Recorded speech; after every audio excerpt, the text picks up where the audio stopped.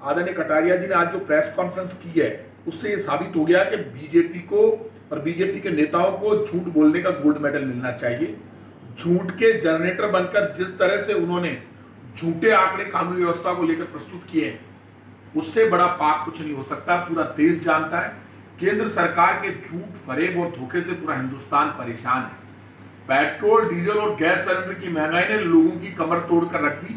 Corona संकट में लोग उम्मीद कर रहे थे कि केंद्र की भारतीय जनता पार्टी की सरकार, मोदी सरकार वादे पूरे करेगी, अच्छे दिन का 15 लाख का, और इस वक्त कैश ट्रांजैक्शन से मदद होगी हिंदुस्तान की जनता की, राजस्थान की जनता की। राजस्थान के साथ भेदभाव हो रहा था, उस दिन आदरणीय कटारिया जी आप एक शब्द नहीं बोल पाए, और आपने जब बयान दिया कि 201 मीट्रिक टन ऑक्सीजन कम मिल रही है राजस्थान को, उसके बावजूद केंद्र सरकार ने आपकी बात नहीं सुनी। हमारे 3 मंत्री मुख्यमंत्री ने भेजे। मुख्यमंत्री अशोक गहलोत हाथ जोड़कर कोरोना से पीड़ित हो गए, घर में बैठकर कोरोना से पीड़ित होने के बावजूद चीफ मिनिस्टर अशोक गहलोत रोज वर्चुअल कॉन्फ्रेंस करके और कोरोना संकट में राजस्थान की जनता की मदद कर रहे थे और भीख मांग रहे थे, कह रहे थे हमारे राजस्थान को पूरी ऑक्सीजन दो जिससे हम लोगों को बचा सके।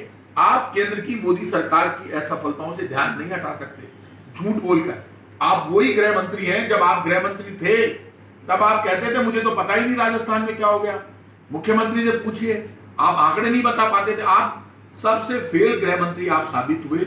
उस वक्त आपने ये कहा कि मुझे पता ही नहीं है। आपके ऐसे स्टेटमेंट आज भी पड़े हैं जिसमें आप हमेशा बीजेपी सरकार के समय कहते मुझे पता ही नहीं। राजस्थान में एफआईआर दर्ज करने का, यदि थाना दर्ज नहीं करेगा तो एसपी दर्ज करेगा, इसलिए एफआईआर दर्ज करने की संख्या ज्यादा हुई, लेकिन लोगों की एफआईआर दर्ज होने लगी, स्वागत कक्ष थानों में बन गए। लेकिन राजस्थान का जो आंकड़ा है केस सॉल्व करने का, वो सबसे अच्छा है। और आप लगातार मुख्यमंत्री पर चार्ज कर सकते हैं, आरोप लगा सकते हैं, ये आपका हक है, लेकिन आपको केंद्र सरकार के कामों का हिसाब देना चाहिए। राजस्थान की सरकार ने घोषणा पत्र के 64% वादे पूरे कर दिए। हमारी चिरंजीव बीमा योजना जबरदस्त सफल हुई। गरीब आदमी का यहाँ फ्री इलाज होता है, फ्री जांच होती है, कोरोना का, ब्लैक फंगस का फ्री इलाज होता है।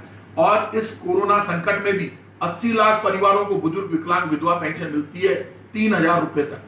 1500 से लेकर 3000 रुपए तक 80 लाख परिवारों को बुजुर्ग, विकलांग, विधवा पेंशन जा रही है।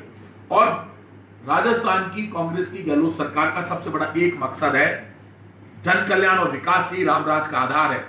आप भगवान राम के सगे नहीं हो सके। आपका जो बयान आया कि भाजपा नहीं होती तो राम समुद्र में होते, उससे आपकी नीयत और सोच का पता चल गया। आप भगवान राम से भी अपने आप को बड़ा मानते हैं, इसलिए आपको राजस्थान और देश कभी माफ नहीं करेगा। मैं फिर कह रहा हूं बीजेपी के नेताओं से, जवाब दो पेट्रोल, डीजल और गैस सिलेंडर की महंगाई का। जवाब दो राजस्थान में ऑक्सीजन कम सप्लाई केंद्र सरकार ने की, आप 1 टन ऑक्सीजन नहीं बढ़वा पाए, उसके लिए आप झूठे आंकड़े देना बंद करो। जो भारतीय जनता पार्टी के विपक्ष के नेता ने कानून व्यवस्था को लेकर जो झूठे आंकड़े प्रस्तुत किए हैं, इसके लिए इनको कभी भी राजस्थान माफ नहीं करेगा।